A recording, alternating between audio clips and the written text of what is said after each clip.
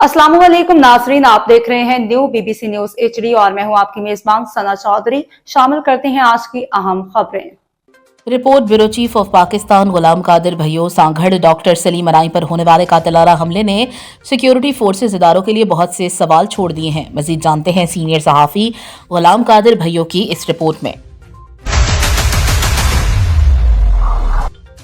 सांगढ़ जैसे छोटे शहर में जहां SHO, CIA incharge, DSP, 15 incharge समेत सैकड़ों पुलिस एहलकार ड्यूटी पर तैनात हों, वहां पुलिस डिपार्टमेंट के अफसर सरवर बलोच और डॉक्टर सलीम अराई पर फायरिंग का वाक़या होना और फिर मुल्जिमान का ताहाल गिरफ्तार ना होना एक संगीन सवालिया निशान है।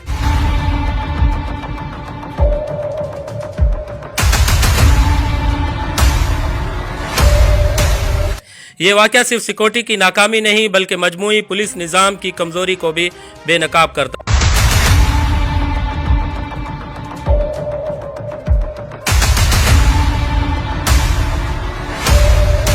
है। शहरी ये सवाल करने में हक रखते हैं कि जब इतनी भारी नफरी ड्यूटी पर तैनात थी तो मोटरसाइकिल सवार मुसल्लह मुल्जिमान कैसे वारदात करके फरार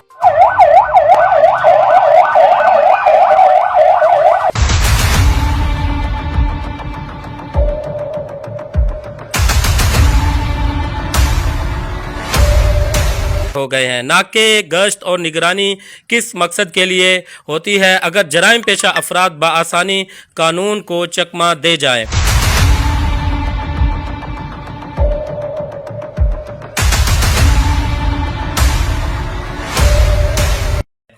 पुलिस की जानिब से रिवायती बयानात दिए जाते हैं कि तफ्तीश जारी है, CCTV फुटेज देखी जा रही है और मुल्जिमान को जल्द गिरफ्तार कर लिया जाएगा, मगर अमली तौर पर कोई ठोस पेशरफ्त नज़र नहीं आती।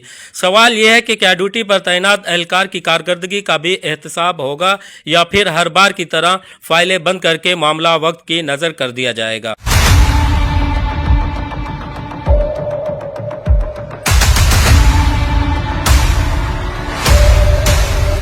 अफसोसनाक अमर यह है कि जब एक पुलिस अफसर और एक डॉक्टर भी महफूज नहीं तो आम शहरी की जान और माल की हिफाजत किसके रहमो करम पर है। ऐसे हालात में खौफ बढ़ता है और मुजरिमों के हौसले बुलंद होते हैं।